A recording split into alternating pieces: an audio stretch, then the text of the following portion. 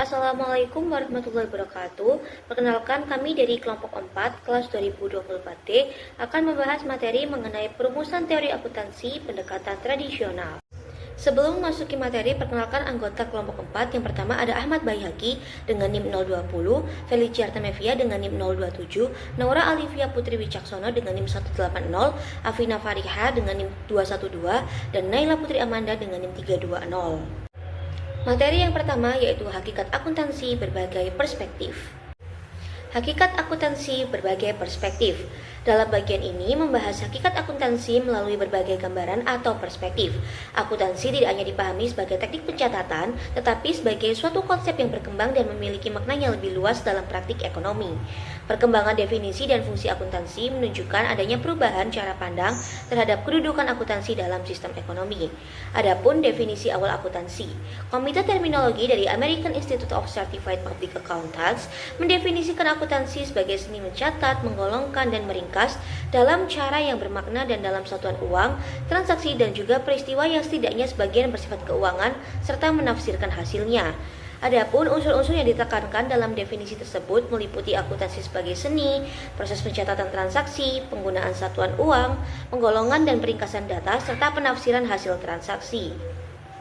Ada pula definisi modern akuntansi, yaitu akuntansi dipandang sebagai suatu aktivitas jasa yang berfungsi menyediakan informasi kuantitatif, terutama yang bersifat keuangan dan mengenai entitas ekonomi.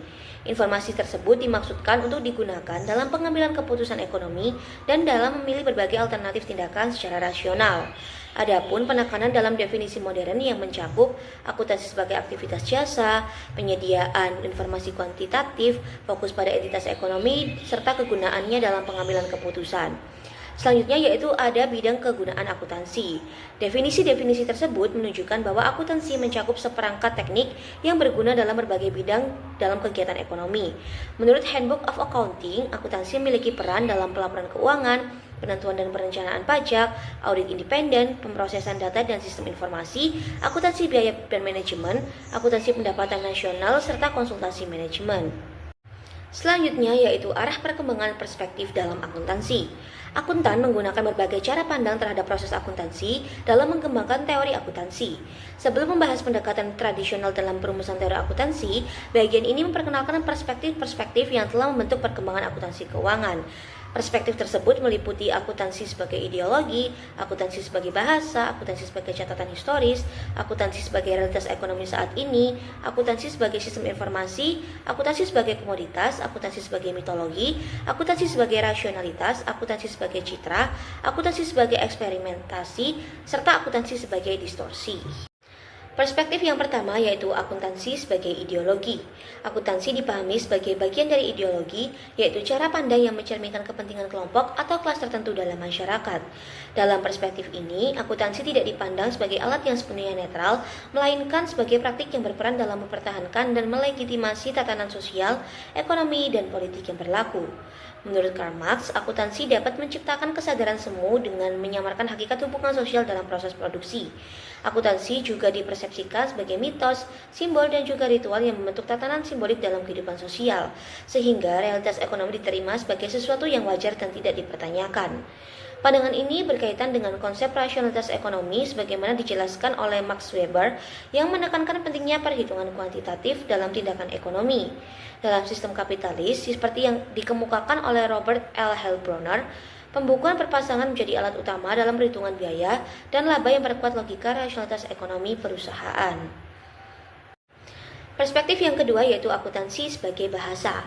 Akuntansi dipandang sebagai bahasa bisnis karena menjadi sarana untuk mengomunikasikan informasi perusahaan. Peristiwa bisnis dilaporkan melalui laporan keuangan sebagaimana peristiwa dilaporkan melalui bahasa. Menurut Yuji Ichiri, akuntansi memiliki kesamaan dengan bahasa, yaitu memiliki aturan, dapat menimbulkan salah tafsir, memerlukan keterbandingan, dan harus fleksibel terhadap perubahan lingkungan. Sebagai suatu bahasa, akuntansi memiliki dua komponen utama. Yang pertama yaitu simbol atau leksikal karakteristik. Simbol merupakan unit bermakna dalam suatu bahasa. Dalam akuntansi, simbol tercermin dalam penggunaan angka, istilah debit dan kredit sebagai representasi konsep ekonomi. Simbol-simbol ini menjadi dasar penyampaian informasi keuangan. Komponen yang kedua yaitu aturan gramatikal atau grammatical rules. Aturan gramatikal mengatur bagaimana simbol disusun secara sistematis. Dalam akuntansi, aturan ini berupa prinsip dan prosedur yang digunakan dalam penyusunan laporan keuangan.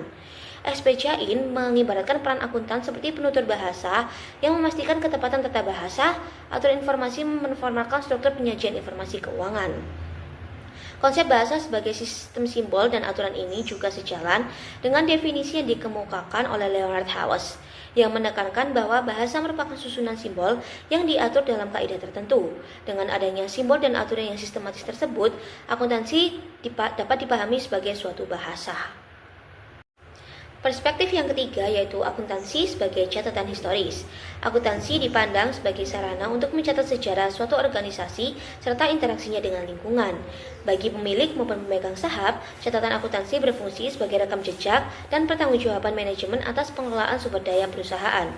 Pandangan ini berkaitan dengan konsep stewardship dalam hubungan principal agent, di mana agen bertanggung jawab menjaga dan mengelola sumber daya milik prinsipal. Perkembangan pengukuran konsep stewardship dijelaskan oleh Jacob G. Bitberg melalui 4 periode berikut. Yang pertama yaitu pure custodial period. Agen berfokus pada fungsi penjagaan dengan kewajiban mengembalikan sumber daya dalam kondisi utuh. Informasi neraca dianggap telah memadai untuk memenuhi kebutuhan pelaporan. Yang kedua yaitu traditional custodial period.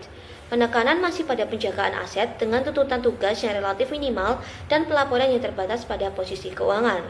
Yang ketiga yaitu asset utilization period. Agen mulai dituntut menggunakan aset secara efektif sesuai rencana yang telah disepakati. Selain neraca, diperlukan data evaluasi kinerja untuk menilai efektivitas penggunaan aset. Yang keempat yaitu open-ended period. Agen memperoleh fleksibilitas lebih besar dalam menentukan arah pemanfaatan aset serta waktu perubahan kebijakan. Periode ini ditandai oleh tingkat ketidakpastian yang tinggi dan kebutuhan pelaporan yang seimbang antara detail informasi dan risiko kelebihan kompleksitas. Perspektif yang keempat yaitu akuntansi sebagai realitas ekonomi saat ini. Akuntansi dipandang sebagai sarana untuk mencerminkan kondisi ekonomi yang aktual. Perspektif ini menekankan bahwa laporan keuangan seharusnya tidak hanya didasarkan pada biaya historis, melainkan menggunakan dasar penilaian yang lebih mencerminkan realitas ekonomi. Tujuan utama dari perspektif ini adalah penentuan laba yang sebenarnya atau true income, yaitu konsep laba yang mencerminkan perubahan kekayaan perusahaan selama suatu periode. Pendekatan ini berfokus pada penggunaan harga saat ini atau current price dan harga masa depan atau future price. Selanjutnya kita akan membahas tentang akuntansi sebagai sistem informasi. Akuntansi dipandang sebagai sesuatu sistem informasi yang menghubungkan sumber informasi akuntan, proses pengolahan data, dan pengguna laporan keuangan. Dalam perspektif ini, akuntansi merupakan proses komunikasi. Peristiwa ekonomi diamati, dikodekan dengan bahasa akuntansi, diolah melalui prosedur akuntansi, lalu disajikan kepada pengguna untuk pengambilan keputusan. Pandangan ini menekankan bahwa sistem akuntansi adalah formal measurement system utama dalam organisasi. Nilai suatu sistem akuntansi tidak lagi hanya diukur dari kemampuannya menghasilkan true income, tetapi dari sejauh mana informasi yang dihasilkan berguna atau useful bagi pengambilan keputusan ekonomi. Pendekatan ini juga melahirkan kajian behavior accounting yang meneliti bagaimana informasi akuntansi mempengaruhi perilaku dan keputusan pengguna. Nah, akuntansi sebagai sistem informasi.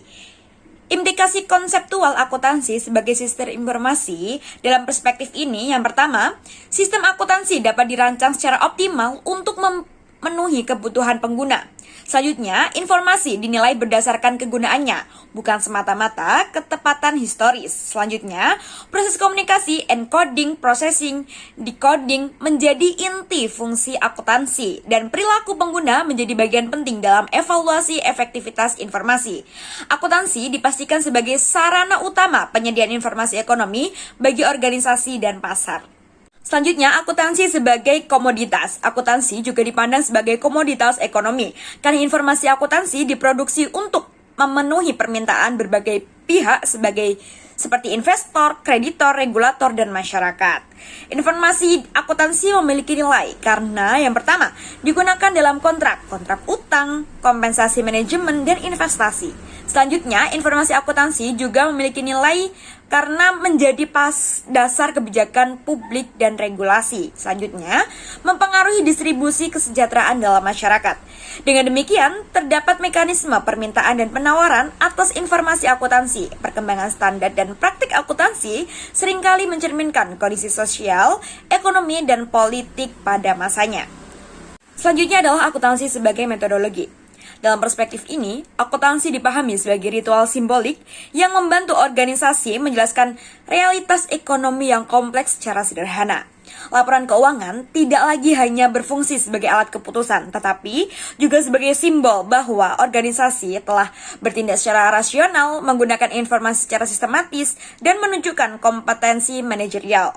Informasi akuntansi menjadi responsi simbolik. Meskipun model akuntansi tidak selalu merepresentasikan realitas secara sempurna, model tersebut juga berguna untuk membantu memahami alternatif keputusan. Jadi, perspektif ini menekankan bahwa akuntansi memiliki dimensi sosial dan politik, bukan sekedar teknis. Selanjutnya adalah akuntansi sebagai rasionalitas. Akuntansi juga berfungsi sebagai alat rasionalitas dan legitimasi. Angka-angka dalam laporan keuangan sering digunakan untuk membenarkan tindakan dan keputusan organisasi. Dalam situasi yang penuh ketidakpastian, laporan akuntansi memberikan dasar formal yang dianggap objektif untuk mendukung keputusan. Angka akuntansi menjadi perisai legitimasi karena dihasilkan melalui prosedur yang diakui secara profesional dan institusional. Perkembangan praktik akuntansi menunjukkan yang pertama meningkatnya institusionalisasi praktik akuntansi, juga bertambahnya objektivasi dan abstraksi konsep akuntansi. Dengan demikian, akuntansi membantu organisasi mempertahankan legitimasi di hadapan pemangku kepentingan. Selanjutnya adalah akuntansi sebagai citra. Akuntansi juga berperan dalam membentuk citra organisasi. Laporan keuangan tidak sekedar mencatat peristiwa, tetapi memilih dan merepresentasikan peristiwa tertentu sehingga membentuk persepsi tentang kondisi dan kinerja perusahaan. Karena tidak semua realitas dapat dilaporkan, laporan keuangan bersifat selektif. Dalam artian, selektivitas ini menciptakan gambaran yang memberikan rasa stabilitas dan kepastian dalam lingkungan bisnis dan sebenarnya kompleks dan tidak pasti. Jadi, akuntansi sering dianalogikan sebagai peta keuangan atau financial map, yakni fenomena ekonomi dipetakan ke dalam laporan. Semakin tepat representasi, semakin baik peta tersebut. Namun, seleksi informasi dapat mempengaruhi netralitas representasi. Selanjutnya pada bagian ini, akuntansi dipandang sebagai suatu bentuk eksperimen, yang artinya akuntansi bukan sistem yang kaku atau selalu mengikuti satu metode tetap, melainkan fleksibel dan bisa menyesuaikan dengan situasi yang berbeda. Perusahaan dapat mencoba berbagai teknik laporan, metode pencatatan, atau bentuk pengungkapan informasi untuk melihat mana yang paling sesuai dengan kondisi dan kebutuhan lingkungannya. Akuntansi disebut sebagai eksperimen terutama ketika sifatnya sukarela, inovatif, dan masih bersifat sementara atau tentatif. Melalui proses trial dan error, perusahaan dapat mengevaluasi apakah suatu metode akuntansi memberikan informasi yang bermanfaat bagi stakeholder dan bagaimana data tersebut mempengaruhi perilaku pengambilan keputusan. Namun, keberhasilan akuntansi sebagai eksperimen sangat bergantung pada bagaimana individu merespon data. Boland dan Neumann membagi respons individu menjadi 3 tipe. Yang pertama ada prioris, yaitu individu yang tidak mau mengubah keyakinan meskipun ada data baru. Kedua, ada skeptis, yang sangat mudah berubah dan cenderung tidak stabil. Dan yang ketiga ada positivis, yaitu individu yang objektif dan bersifat menyesuaikan keyakinan berdasarkan fakta terbaru. Jadi akuntansi sebagai eksperimen akan aktif jika para penggunanya bersikap terbuka dan rasional terhadap informasi yang disajikan. Selanjutnya, akuntansi sebagai distorsi. Akuntansi tidak lagi dipandang sebagai sistem netral, tetapi sebagai alat yang bisa mengalami distorsi. Karena laporan akuntansi digunakan untuk mengontrol dan mempengaruhi keputusan.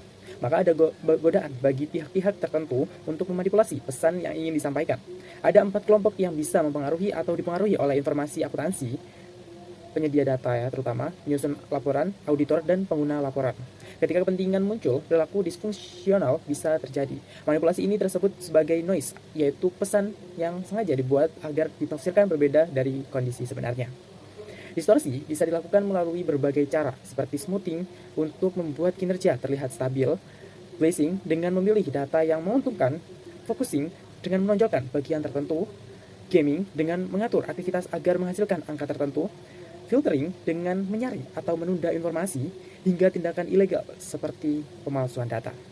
Fenomena ini terjadi karena informasi memberi kekuasaan.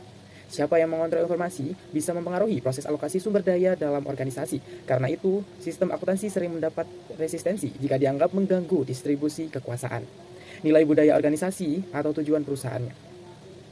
Jadi, bagian ini mengingatkan kita bahwa akuntansi bukan hanya teknik pencatatan, tetapi juga memiliki dimensi politik dan kekuasaan di dalam organisasi.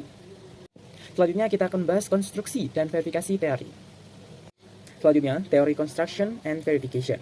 Pada bagian ini, kita membahas bagaimana teori akuntansi dibangun dan diverifikasi. Walaupun akuntansi terlihat sebagai teknik pencatatan, sebenarnya ia beroperasi dalam suatu kerangka teori yang disebut Generally Accepted Accounting Principle atau GAAP.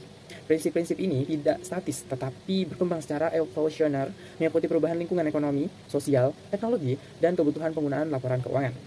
Teori akuntansi dibangun karena adanya kebutuhan untuk memberikan dasar rasional terhadap praktik yang dilakukan akuntan. Ketika muncul masalah baru, teori dikembangkan untuk menjelaskan dan menawarkan solusi.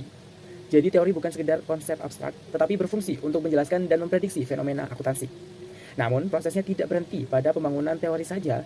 Teori juga harus diverifikasi atau diuji. Jika teori berbasis logika atau matematis, maka harus konsisten secara logis. Jika berbasis fenomena, sosial atau ekonomi, maka harus sesuai dengan realitas empirisnya. Jika teori tidak mampu menjelaskan kenyataan atau menghasilkan prediksi yang tepat, maka teori tersebut tidak direvisi atau diganti dengan teori yang lebih baik lagi. Dalam praktiknya, terdapat dua pendekatan utama. Pendekatan tradisional menganggap praktik akuntansi itu sendiri sebagai pembuktian teori. Sedangkan pendekatan modern, perusahaan menguji teori secara lebih sistematis, bisa secara logis maupun empiris. Dari sini lahir berbagai pendekatan dalam penyusunan teori akuntansi, seperti pendekatan deduktif, induktif, etis, sosiologis, ekonomis, dan elektris. Selanjutnya kita akan membahas tentang hakikat teori akuntansi. Selanjutnya kita akan membahas tentang the nature of accounting theory. Oke, pada bagian ini dijelaskan bahwa tujuan utama dari teori akuntansi adalah untuk menjelaskan dan memprediksi fenomena akuntansi. Artinya, teori membantu kita memahami mengapa suatu metode digunakan dan bagaimana dampaknya terhadap laporan keuangan serta perilaku penggunanya.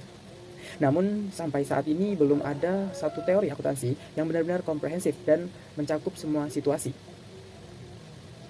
Yang ada adalah berbagai middle range theory, yaitu teori-teori tingkat menengah yang muncul karena perbedaan kebutuhan penggunaan laporan dan perbedaan lingkungan bisnis. Menurut Hendrickson, teori akuntansi adalah sekumpulan prinsip umum yang menjadi kerangka untuk menilai dan mengembangkan praktik akuntansi. Sementara menurut MC Donald, akuntansi memenuhi unsur sebuah teori karena menggunakan simbol seperti debit dan kredit, memiliki aturan pengelolaan seperti menghitung laba, dan hasilnya diterjemahkan kembali ke dalam laporan keuangan untuk mengembangkan kondisi nyata perusahaan. Jadi, meskipun belum ada satu teori tunggal, akuntansi tetap dipahami sebagai suatu bidang yang memiliki dasar teoritis yang kuat. Selanjutnya, metodologi dalam perumusan teori akuntansi. Selanjutnya, yaitu methodologies for the formulation of an accounting theory. Dalam menyusun teori akuntansi, diperlukan suatu metodologi atau pendekatan. Ya, secara umum terdapat dua pendekatan utama, yaitu deskriptif dan normatif. Pendekatan deskriptif berfokus pada apa yang sudah terjadi dalam praktik akuntansi. Teori dibangun dengan cara mengamati praktik yang ada, lalu menjelaskan dan membenarkan. Jadi pendekatan ini menekankan realitas yang sedang berjalan. Selanjutnya, pendekatan normatif berfokus pada apa yang seharusnya dilakukan. Pendekatan ini bersifat ideal dan bertujuan merancang praktik akuntansi yang lebih baik di masa mendepan. Karena fenomena akuntansi cukup kompleks, kedua pendekatan ini sebenarnya saling melengkapi. Pendekatan deskriptif membantu memenuhi praktik yang ada, sementara pendekatan normatif membantu mengarahkan perkembangan praktik ke arah yang lebih baik. Selanjutnya, kita akan membahas mengenai pendekatan dalam perumusan teori akuntansi. Dalam pengembangan teori akuntansi, tidak terdapat satu pendekatan tunggal yang mampu menjelaskan seluruh fenomena akuntansi secara menyeluruh. Oleh karena itu, teori akuntansi berkembang melalui berbagai pendekatan yang saling melengkapi.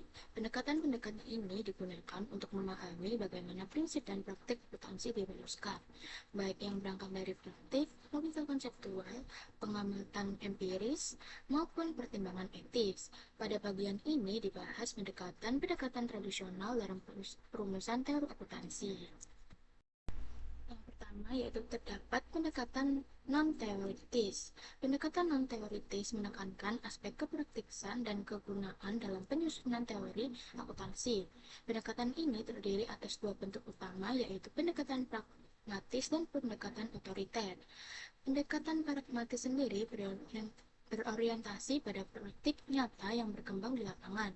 Prinsip dan teknik akuntansi dipilih berdasarkan kegunaannya bagi pengguna laporan keuangan. Teori dianggap baik apabila memiliki konsekuensi praktis dan dapat membantu pengambilan keputusan. Sementara pendekatan otoriter diterapkan melalui ketetapan dan peraturan yang dikeluarkan oleh organisasi profesi akuntansi, bertujuan mengatur dan menyeragamkan praktik akuntansi seiring disamakan dengan pendekatan pragmatis karena sama-sama berorientasi pada solusi praktis. Yang kedua yaitu pendekatan deduktif. Pendekatan deduktif menyusun teori akuntansi secara sistematis melalui penalaran logis dari konsep umum ke aturan yang lebih spesifik. Teori yang dihasilkan diuji melalui konsistensi logis dan penerapannya dalam praktik. Pendekatan ini menekankan struktur konseptual yang kuat, meskipun terkadang dianggap terlalu abstrak dan kurang fleksibel terhadap perubahan praktik. Terdapat ciri utama pada pendekatan deduktif, yaitu yang pertama dimulai dari tujuan laporan keuangan dan asumsi dasar atau postulat. Yang kedua, prinsip akuntansi diturunkan secara logis dari postulat tersebut. Dan yang terakhir, teknik akuntansi dikembangkan berdasarkan prinsip yang telah dirumuskan. Yang ketiga, ada pendekatan induktif. Pendekatan induktif membangun teori akuntansi berdasarkan pengamatan terhadap praktik akuntansi yang terjadi. Pendekatan ini menekankan bukti empiris dan menghasilkan proporsi yang bersifat probabilistik. Dalam praktiknya, pendekatan induktif sering dikombinasikan dengan pendekatan deduktif. Terdapat tahapan pendekatan deduktif yaitu mengamati dan mencatat praktik serta informasi keuangan, menganalisis dan mengelompokkan observasi untuk menemukan pola yang berulang, menarik generalisasi dan prinsip akuntansi dari pola tersebut, dan yang terakhir menguji generalisasi yang dihasilkan secara empiris.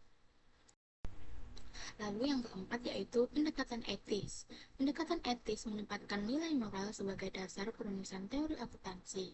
Pendekatan ini menegaskan bahwa akuntansi memiliki tanggung jawab sosial dan etis terhadap seluruh pengguna laporan keuangan, meskipun konsep kewajaran seringkali sulit diukur secara objektif. Terdapat pokok-pokok pendekatan etis yaitu berlandaskan nilai keadilan, kewajaran, kesetaraan, dan kebenaran, menekankan penyajian laporan keuangan yang jujur, tidak bias, dan tidak menyesatkan, dan yang terakhir, konsep kewajaran digunakan sebagai standar utama dalam evaluasi praktik akuntansi. Selanjutnya adalah pendekatan sosiologis. Pendekatan sosiologis dalam perumusan teori akuntansi menekankan bahwa teknik dan prinsip akuntansi harus dievaluasi berdasarkan dampak sosialnya. Akuntansi dipandang sebagai instrumen yang memengaruhi kesejahteraan sosial atau social welfare, sehingga suatu metode dianggap dapat diterima apabila pelaporannya bermanfaat bagi seluruh kelompok dalam masyarakat. Adapun asumsi dari pendekatan ini yaitu mengasumsikan adanya established social values yang dapat dijadikan kriteria dalam menentukan teori akuntansi. Artinya, akuntansi seharusnya mencerminkan nilai-nilai sosial yang berlaku dan mendukung pengambilan keputusan yang berkaitan dengan kesejahteraan sosial. Namun, penerapannya tidak mudah. Kesulitannya terletak pada penentuan nilai sosial yang dapat diterima semua pihak serta identifikasi kebutuhan informasi bagi mereka yang membuat social welfare judgments. Adapun peran akuntansi dalam pendekatan ini, akuntansi diharapkan melayani kepentingan publik dan berkembang dengan mempertimbangkan masukan publik, termasuk pandangan minoritas. Pengukuran laba, khususnya laba operasional, dipandang memiliki fungsi penting dalam mendukung berjalannya sistem sosial secara operasional. Pendekatan ini juga menekankan pentingnya menginternalisasi biaya dan manfaat sosial dari aktivitas perusahaan. Pendekatan sosiologis berkontribusi pada lahirnya socio-economic accounting, yaitu cabang akuntansi yang mendorong entitas bisnis untuk mempertanggungjawabkan dampak sosial dari aktivitas produksinya melalui pengukuran, internalisasi, dan pengungkapan dalam laporan keuangan. Dengan meningkatnya perhatian terhadap tanggung jawab sosial, pendekatan ini diperkirakan semakin berpengaruh dalam perumusan teori akuntansi. Selanjutnya ada pendekatan ekonomi. Pendekatan ekonomi dalam perumusan teori akuntansi menekankan bahwa pilihan teknik akuntansi memiliki konsekuensi ekonomi yang nyata. Fokusnya adalah pada pengaruh metode akuntansi terhadap indikator makroekonomi dan kesejahteraan ekonomi nasional. Adapun kriteria dari pendekatan ekonomi sendiri, yaitu pendekatan ini menggunakan dua kriteria utama dalam mengevaluasi kebijakan akuntansi. Yang pertama ada kebijakan dan teknik akuntansi harus mencerminkan economic reality. Yang kedua, pemilihan metode harus mempertimbangkan economic consequence, artinya metode akuntansi tidak hanya dinilai dari konsistensi logis atau pertimbangan etis, tetapi juga dari dampaknya terhadap perekonomian. Adapun contoh penerapannya, dalam kondisi inflasi yang berkelanjutan, metode LIFO dapat menjadi pilihan yang lebih menarik dibanding FIFO atau metode rata-rata karena menghasilkan laba yang lebih rendah melalui pembebanan biaya yang lebih tinggi. Hal ini menunjukkan bahwa pilihan metode akuntansi memiliki implikasi ekonomi yang berbeda. Adapun dampak terhadap penetapan standar. Sejak pembentukan FASB, konsep economic consequence menjadi semakin penting dalam proses penetapan standar akuntansi. Banyak isu akuntansi dinilai berdasarkan dampaknya terhadap distribusi kekayaan dan risiko, konsumsi dan produksi agregat, alokasi sumber daya, serta penggunaan sumber daya untuk regulasi dan pencarian informasi. Selanjutnya, kita akan membahas mengenai pendekatan elektik dalam perumusan teori akuntansi. Dalam praktiknya, perumusan teori dan pengembangan prinsip akuntansi tidak mengikuti satu pendekatan tunggal. Teori akuntansi berkembang melalui pendekatan elektik, yaitu kombinasi berbagai pendekatan yang telah dibahas sebelumnya. Pendekatan ini lahir dari kontribusi individu, organisasi profesi, dan lembaga pemerintah dalam menetapkan konsep serta prinsip akuntansi. Adapun bentuk penggabungannya yaitu pendekatan elektik mencerminkan bahwa teori berkembang melalui perdebatan dan interaksi berbagai sudut pandang. Penggabungan tersebut meliputi pendekatan deduktif dan pendekatan induktif. Selain itu, dalam literatur juga muncul pendekatan lain sebagai hasil integrasi tersebut. Ada regulative approach, behavioral approach, event approach, predictive approach, dan positive approach. Singkatnya, pendekatan ini menunjukkan bahwa teori akuntansi bersifat dinamis dan terbuka terhadap perkembangan pemikiran. Kesimpulannya, pendekatan ini menunjukkan bahwa teori akuntansi bersifat dinamis dan terbuka terhadap perkembangan pemikiran. Perumusan teori tidak lagi bergantung pada satu aliran tertentu, melainkan pada integrasi berbagai perspektif yang dianggap relevan untuk menjawab kebutuhan praktik dan perubahan lingkungan. Dari pemaparan materi tersebut bisa didapat kesimpulan, pendekatan tradisional dalam perumusan teori akuntansi pada awalnya menggunakan metodologi normatif atau deskriptif, serta penalaran deduktif maupun induktif. Dengan penekanan pada konsep fairness, social welfare, dan economic welfare, namun dalam praktiknya, pengembangan teori dan prinsip akuntansi tidak pernah sepenuhnya mengikuti satu pendekatan secara murni. Sebaliknya, proses tersebut berkembang melalui pendekatan elektik, yaitu kombinasi berbagai pendekatan yang dipengaruhi oleh kontribusi individu, organisasi profesi, dan lembaga pemerintah. Perkembangan ini menunjukkan bahwa teori akuntansi bersifat dinamis dan terus berevolusi seiring perubahan lingkungan ekonomi dan sosial. Meskipun pendekatan baru terus bermunculan, setiap teori akuntansi yang dirumuskan tetap harus dapat dikonfirmasi dan diterima secara rasional agar layak dijadikan dasar dalam praktik dan pengembangan standar akuntansi.